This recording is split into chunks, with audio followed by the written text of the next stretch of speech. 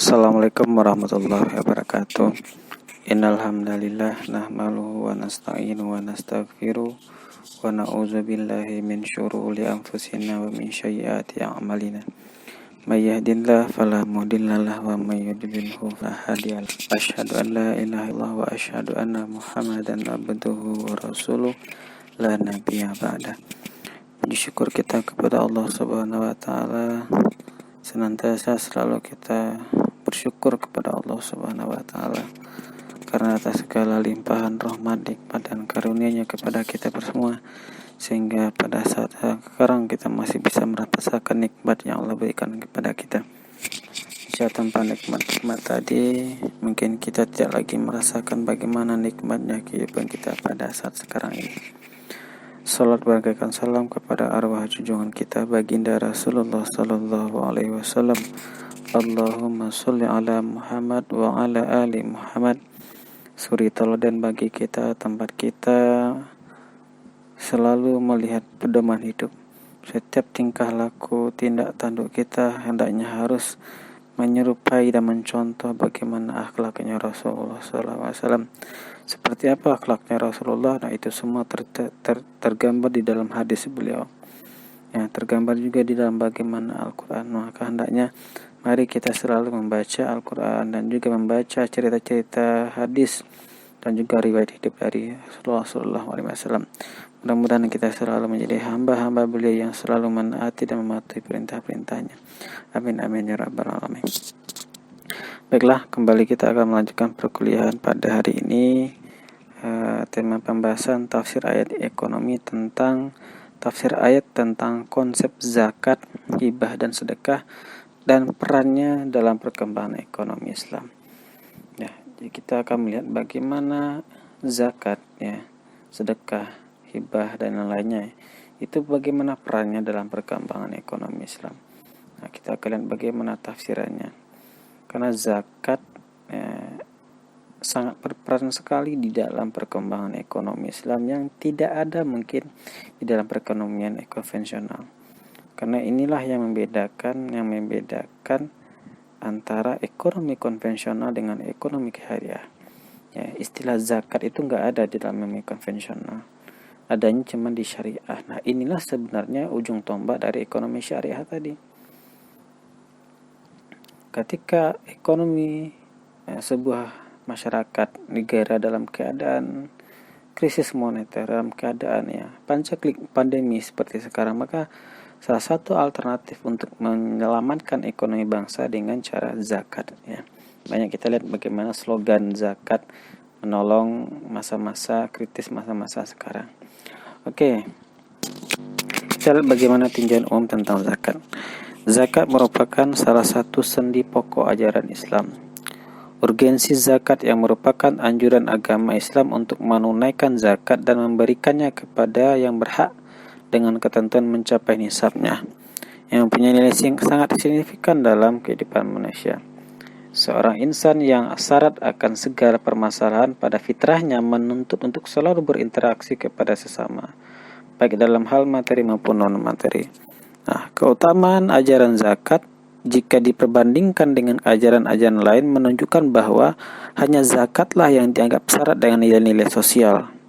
Nah, oleh sebab itu zakat dalam mata rantai peningkatan kesejahteraan umat Islam menjadi prioritas yang untuk diaplikasikan tentu dalam konteks sosial. Nah, begitu sangat berperan sekali zakat ini untuk kesejahteraan umat. Zakat dalam kehidupan sosial menarik perhatian para tokoh Islam, baik itu klasik maupun kontemporer, untuk dijabarkan secara detail dan sederhana. Karena melihat zakat merupakan ibadah maliyah ijtimaiyah yang mengakomodir masyarakat dari kalangan awam hingga kalangan berpengetahuan, sehingga ajaran tentang zakat dapat dengan mudah dipahami oleh semua golongan. Menguatnya kembali harapan banyak kalangan terhadap implementasi filantropi Islam. Ya, filantropi itu manfaat secara sosial, ya, baik dalam bentuk zakat, infak, sedekah, dan wakaf, memiliki keterkaitan erat dengan kondisi bangsa yang belum sepenuhnya bangkit dari keterpurukan sebagai dampak dari krisis ekonomi yang berkepanjangan. Nah, kondisi ini berakibat kesenjangan penguasaan ekonomi antar warga dan negara menjadi semakin lebar. Pada saat itulah jiswas, zakat, infak, sedekah, dan wakaf kembali dilirik dan diharapkan menjadi alternatif solusi terhadap problem kemiskinan umat. Ya. Begitu juga dengan saat sekarang ini.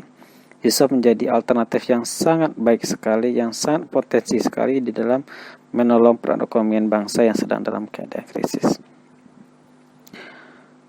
Kewajiban untuk melaksanakan zakat mempunyai nilai tersendiri, baik terhadap diri sendiri, masyarakat maupun negara. Nilai yang menyangkut kepada individu merupakan solidaritas antar umat muslim untuk saling berbagi antar sesama. Dijelaskan dalam Islam bahwanya zakat merupakan pembersih dari sekian harta yang kita miliki untuk dibagikan sebagian dari ketentuan yang telah ditetapkan oleh Islam, kita berhak untuk menerima zakat. Nah, kita lihat bagaimana tafsir ayat tentang zakat, ya. Kajian tafsir ayat Al-Quran terhadap anjuran untuk mengimplementasikan zakat menjadi penting untuk dibahas, ya, karena adanya faktor-faktor tadi, kepentingan sosial dan kemasyarakatan. Allah telah menyebutkan kata zakat beserta kata sholat dalam 82 ayat di dalam Al-Quran. Nah, dari sini dapat disimpulkan secara deduktif bahwa setelah sholat, zakat merupakan rukun Islam terpenting. Ya. Jadi setelah sholat, itu selalu dalam Al-Quran selalu bergandengan dengan zakat, ya. Di atas fondasi inilah berdirinya bangun Islam, ya. Bersandar pada firman Allah dalam surah At-Taubah ayat 103 yang artinya, ambillah zakat dari sebagian harta mereka. Dengan zakat itu kau membersihkan dan mensucikan mereka, dan mendoalah untuk mereka. Sesungguhnya doa kamu itu menjadi ketenteraman jiwa bagi mereka. Dan Allah Maha mendengar lagi Maha mengetahui.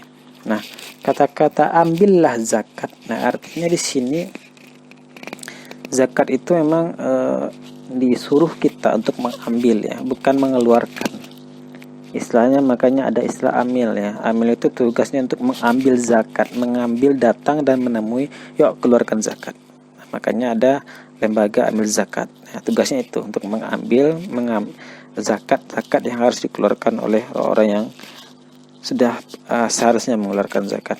Nah, ayat di atas mendeskripsikan bahwa zakat yang dikeluarkan, ya, muzaki, orang mengeluarkan zakat dapat membersihkan dan mensucikan hati manusia. Tidak lagi mempunyai sifat yang tercela terhadap harta seperti sifat rakus dan kikir. Nah, inilah makna yang terdapat di dalam surah At-Taubah ayat 103 ini, ya. Dalam tafsir Al-Misbah, ya, kita kutip tafsir Al-Misbah kayak Quraisy Shihab, ya. Ada 3 landasan filosofi menurut pendapat Quraisy Shihab terkait dengan diwajibkannya zakat bagi umat Islam. Kewajiban tersebut tentunya bagi seseorang yang memiliki harta yang sudah terpenuhi syarat-syarat untuk melakukan zakatnya. Misalnya seperti kepemilikan seseorang terhadap hartanya ketika mencapai 1 nisab. Orang tersebut diwajibkan mengeluarkan zakat. Nah, 3 landasan filosofi tersebut ialah yang pertama, istiqlal, ya, atau penugasan sebagai khalifah di muka bumi. Allah Subhanahu wa taala adalah pemilik seluruh alam raya dan segala isinya, termasuk pemilik harta benda. Seseorang yang beruntung memperolehnya pada hakikatnya hanya menerima titipan sebagai amanah untuk disalurkan dan dibelanjakan sesuai kehendak pemiliknya, Allah Subhanahu wa taala. Yang kedua, solidaritas sosial. Manusia sebagai makhluk sosial, kebersamaan antara beberapa individu dalam suatu wilayah membentuk masyarakat yang walaupun berbeda sifatnya dengan individu tersebut, namun dia tidak dapat dipisahkan darinya. Demikian juga dalam bidang material. Betapapun seseorang memiliki kepandaian, namun hasil material yang diperolehnya adalah berkat bantuan dari pihak-pihak lain, baik secara langsung maupun secara tidak langsung. Nah, inilah filosofi yang kedua. Yang ketiga, persaudaraan. Manusia berasal dari satu keturunan, ya. Antara seorang dengan yang lainnya terdapat pertalian darah. Dekat atau jauh, kita semuanya bersaudara.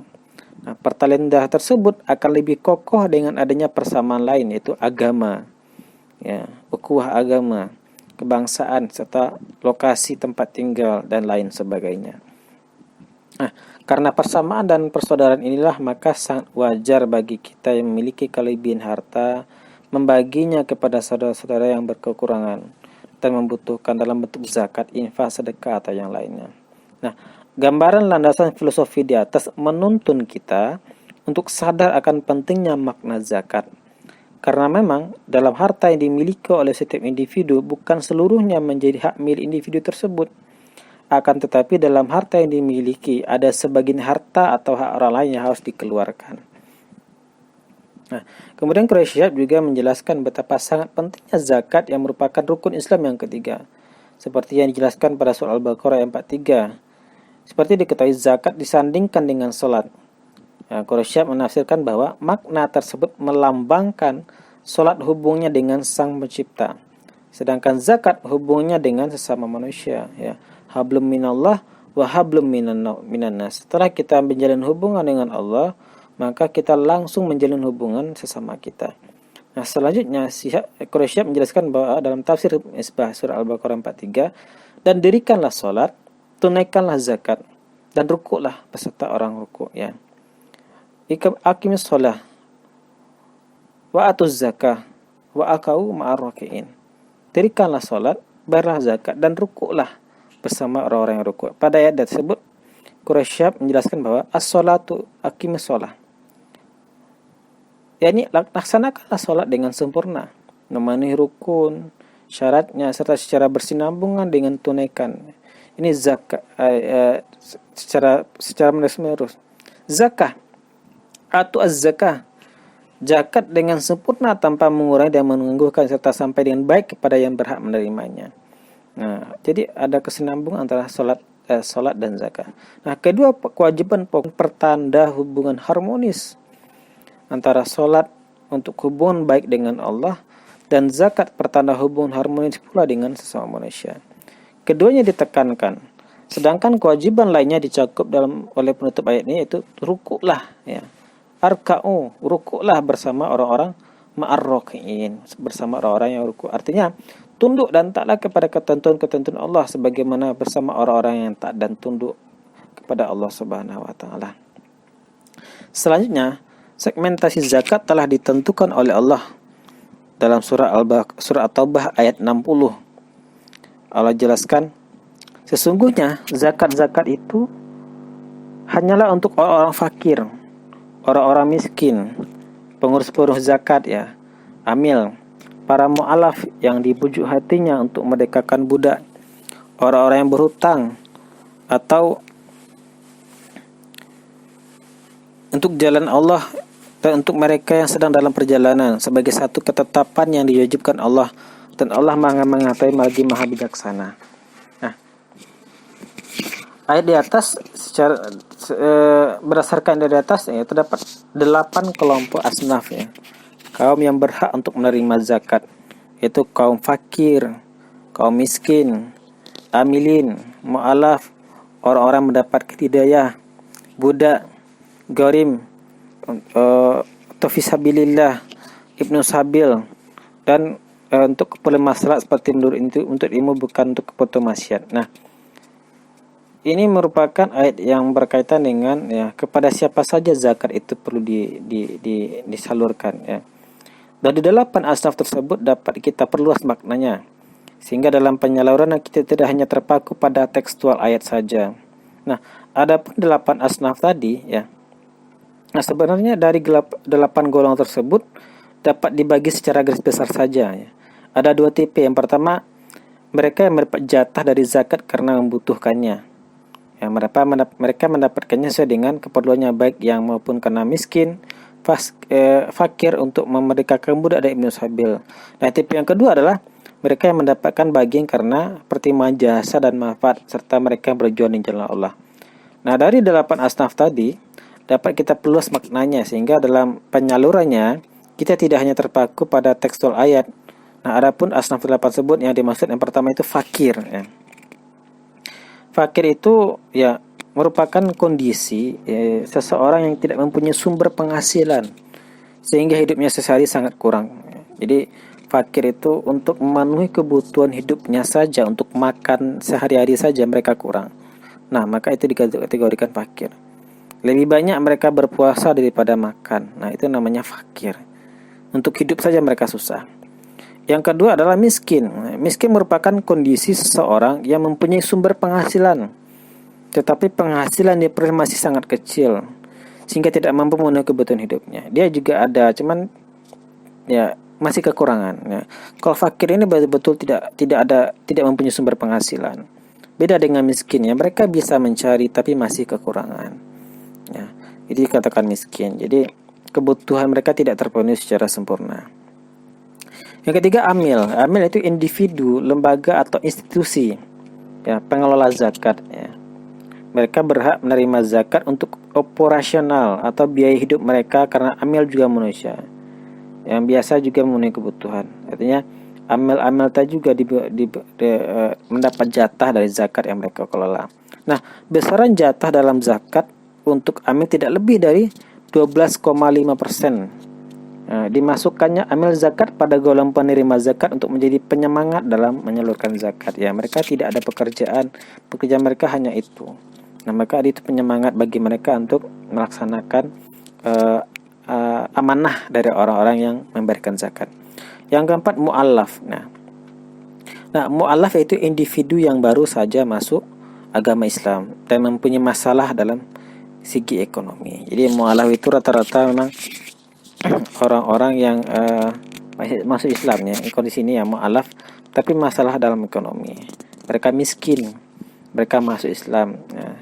Tapi tujuannya bukan untuk mendapatkan bantuan, ya. Murni memang untuk beribadah dan menyembah Allah Subhanahu wa taala. Memang ada orang-orang yang mempermainkan akidah mereka hanya untuk mendapatkan segelintir uang saja.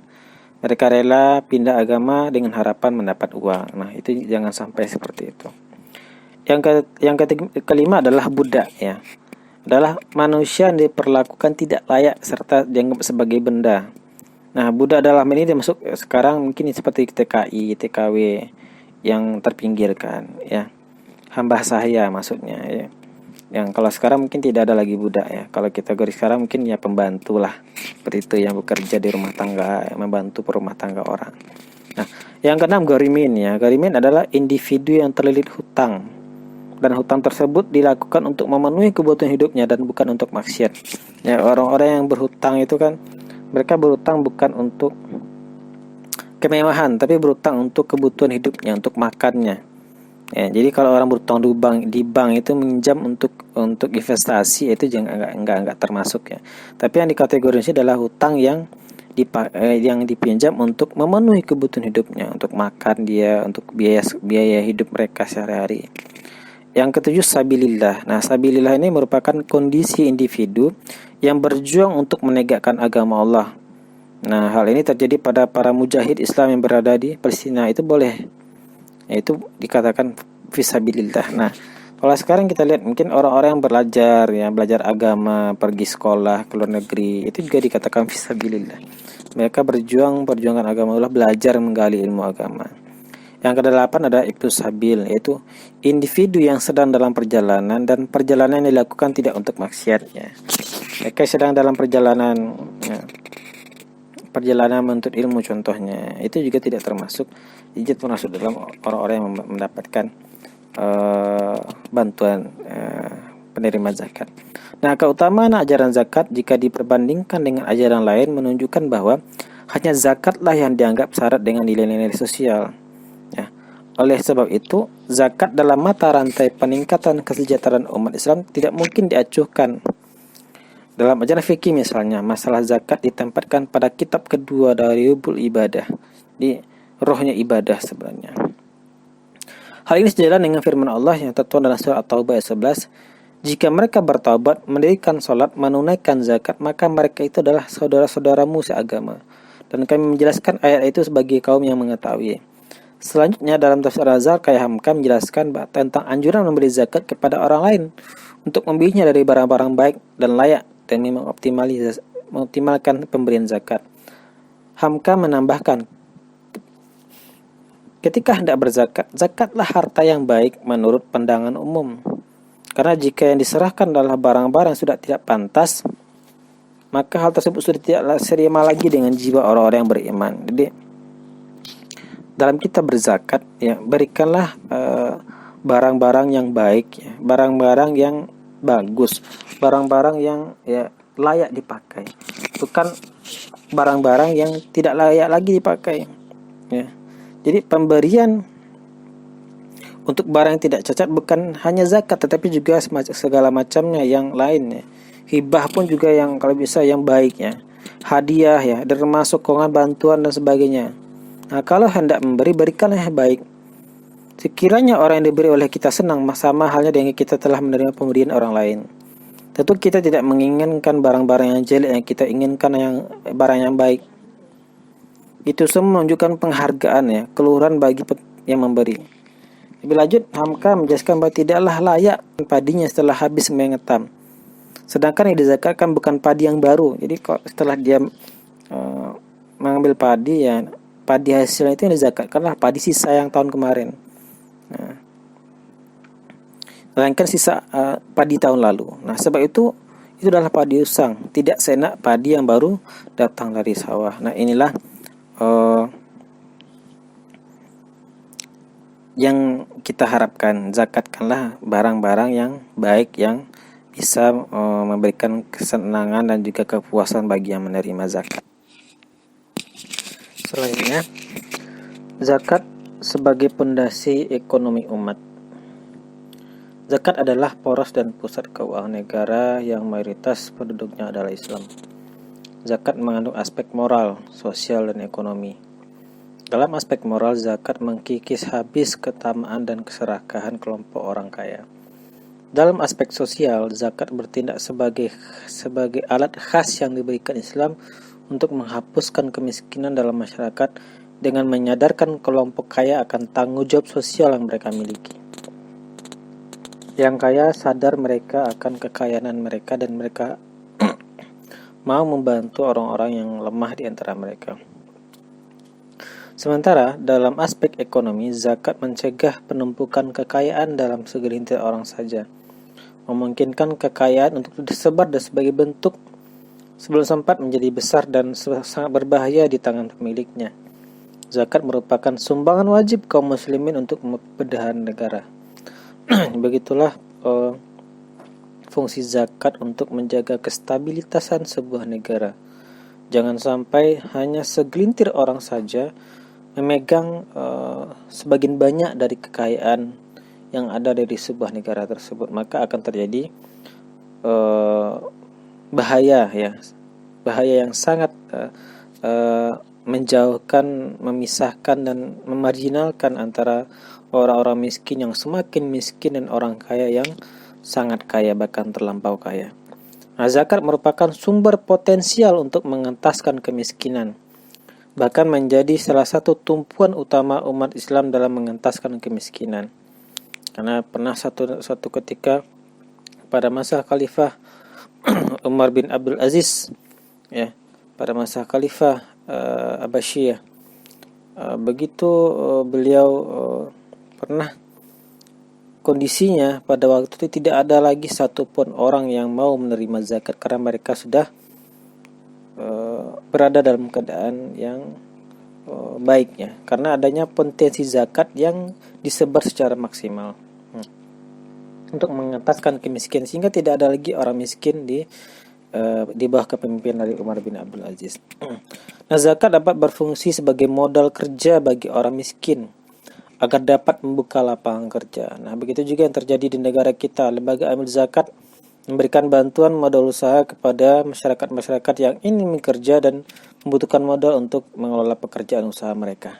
Nah, dia bisa mempenghasilan dan dapat memenuhi kebutuhan biaya hidupnya, atau sebagai tambahan modal bagi seseorang yang kekurangan modal, sehingga usahanya dapat berjalan dengan lancar. Penghasilannya pun bertambah dan dapat mencukupi kebutuhan hidupnya. Nah, dengan demikian, beban negara dalam masalah pengangguran dan kemiskinan yang bisa terkurangi. Nah, di negara kita Indonesia, potensi zakat itu sangat banyak sekali, sangat besar sekali. Mayoritas negara kita umat Islam. Banyak sekali potensi zakat yang ada di negara kita. Nah, kalau kita lihat, apa sih masalahnya? Kenapa potensi zakat yang begitu besarnya, yang jumlahnya sampai ratusan miliar rupiah per tahunnya, itu sampai tidak merata, atau istilahnya tidak nampak efektivitasnya. Nah, sehingga seperti seolah-olah ya tidak ada pergerakan dari potensi zakat tadi untuk mengentaskan kemiskinan. Sehingga ya tidak ada yang berubah seperti itu saja. Jadi tidak nampak zakat itu tidak efektif ya. Nah, kalau mungkin kita boleh usul ya, zakat itu potensinya sangat besar sekali. Mungkin kalau kita bisa fokuskan ya penyaluran zakat kepada sebuah tempat saja, sebuah daerah saja, sehingga kita kelola, kita kembangkan, kita lihat, kita awasi, sehingga zakat yang tersalurkan tadi betul-betul ya tepat guna. Ketika kita berikan zakat sebuah tempat daerah yang betul-betul membutuhkan, kita beri zakat mereka, kita fokus ke sana untuk tahun ini saja, sehingga mereka betul-betul diawasi, sehingga dana zakat yang diberikan betul-betul dikelola untuk mengembangkan diri, untuk dikelola untuk mengembangkan usaha, sehingga 1 tahun 2 tahun, sehingga dampak zakat tadi bisa berkembang. Nah begitu terus, selesai sebuah daerah kita pindah lagi tahun besoknya ke daerah lain, fokus ke sana, sehingga bergilir tiap tahun, maka akan dan nampak perubahan yang kita dapatkan dari pengelolaan zakat yang betul-betul kita awasi. Tidak hanya sekedar memberikan terus sudah. Nah, tidak begitu seharusnya. Ingat ketika Rasulullah, ada seorang sahabat yang meminta kepada Rasulullah. Awalnya Rasulullah berikan makanan, ya kan? Meminta lagi. Besoknya Rasulullah beri kapak. Nah, besoknya minta lagi. Ya kan? Rasulullah bilang, "Kemana kapak yang kemarin saya berikan kepada kamu? Saya jual Rasulullah." Nah, maka Rasulullah marah. "Saya memberikan kapak kepada kamu bukan untuk kamu jual, tapi kamu untuk usaha. Kamu ambil kapak tadi, kamu pergi ke hutan, kamu ambil kayu di hutan, kamu belah, kamu jual. Maka dari itu kamu nanti mendapatkan hasilnya." Nah, begitu harusnya zakat. Zakat itu betul-betul dimanfaatkan untuk dikelola, dikembangkan ya, agar nantinya kita nggak meminta lagi ya. Posisi kita udah naik untuk ya mengeluarkan zakat lagi, bukan menerima zakat. Nah, begitu seharusnya zakat. Tidak hanya terus selalu menerima dan menerima. Nah, zakat pada prinsipnya dapat mempengaruhi tingkat pendapatan masyarakat. Ya, jadi semakin banyak zakat tadi berpotensi untuk dikembangkan. Akan tetapi karena jumlah penduduk yang menderita karena kemiskinan sangat besar dan bantuan diberikan oleh zakat belum memadai, masyarakat secara keseluruhan belum mampu mengentaskan kemiskinan. Maka tadi hanya fokus pada tempat saja saya usulkan. Fokus ke situ ya, kita awasi, kita pantau sehingga nanti nampak perkembangannya. Nah, penyaluran zakat akan lebih efektif jika penyalurannya tersistem, ya, seperti disalurkan pada lembaga pengelola zakat, ya, ada terukurnya lembaganya sehingga dapat tepat guna. Karena pemberian zakat secara langsung membuat penerima zakat hanya menikmati pemberian zakat dalam jangka pendek saja. Jadi kalau berikan secara langsung saja, seolah ya udah pergunaannya untuk sesaat saja, bukan untuk jangka panjang. Setelah zakat yang diterima habis, maka penerima zakat akan kembali pada kondisi semulanya, ya miskin lagi. Tidak ada bermanfaat zakat yang diberikan, yaitu miskin lagi dia. Berbeda dengan penyaluran dengan sistem kelembagaan zakat. Pemberian zakat cenderung dikelola secara proporsional. Misalkan penyaluran dengan pola produktif, pemberiannya bukan berupa barang yang sifatnya konsumtif. Pemberiannya berupa barang yang bersifat bisa dipakai, ya. Akan tetapi sifatnya produktif, seperti pernyataan modal usaha, ya kita zakat, kita beri bentuk gerobak, kita beri alat-alat usaha, ya, dan instrumen-instrumen perdagangan lainnya. Nah, penyaluran seperti ini akan lebih efektif karena sifatnya jangka panjang. Nah, begitulah harusnya yang bisa kita salurkan, kita praktekkan bagi orang-orang yang membutuhkan. Bukan kita memberikan uang, kita memberikan barang yang konsumtif, tapi betul-betul dia kelola untuk kembangkan. Nah, begitu seharusnya zakat. Nah, Islam mewajibkan zakat atas harta orang kaya dalam rangka terlaksananya keadilan sosial. Keadilan sosial dalam Islam merupakan kemurnian dan realitas ajaran agama. Orang yang menolak prinsip keadilan sosial ini dianggap sebagai pendusta agama. Dengan demikian, keadilan ya sosial dalam Islam merupakan hak dan kewajiban yang pasti dan penting, karena ia tidak merupakan hak dan kewajiban yang telah ditetapkan Allah, yang merupakan hak dan yang kudus dan harus dilaksanakan seluruh masyarakat muslim. Nah, akhirnya zakat adalah ajaran Islam yang penting terkait dengan distribusi kekayaan yang merata kepada seluruh masyarakat Islam. Dengan zakat, maka kekayaan akan mengalir dari orang kaya kepada orang-orang yang membutuhkan. Karena dalam harta, kekayaan seseorang terdapat hak orang lain yang harus diberikan. Nah, begitulah seharusnya. Kita kaya ya, kaya kita cuma di dunia saja. Nah, kita manfaatlah kekayaan di dunia kita itu untuk mendapatkan bantuan bagi orang-orang yang ada di negara-negara di masyarakat kita membutuhkan. Dengan demikian tidak akan tercipta suatu keadaan di mana kaya semakin kaya, yang miskin semakin melarat. Nah, itulah peranan penting dari zakat.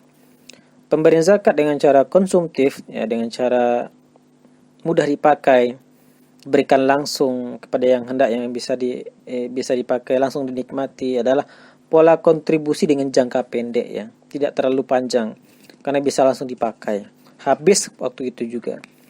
Nah, beda jika seandainya kita memberikan orang yang membutuhkan zakat dengan pola produktif. Seseorang penerima zakat jika terus-menerus hanya menerima akan mengkonstruk pola pikirnya hidup miskin. Ya, mereka hanya di pola untuk menerima zakat saja. Mereka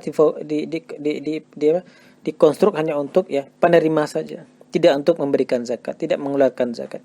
Karena mereka beranggapan ketika pemberian dari hasil zakat habis, maka nanti akan dapat lagi, ya, karena mereka masih miskin gitu.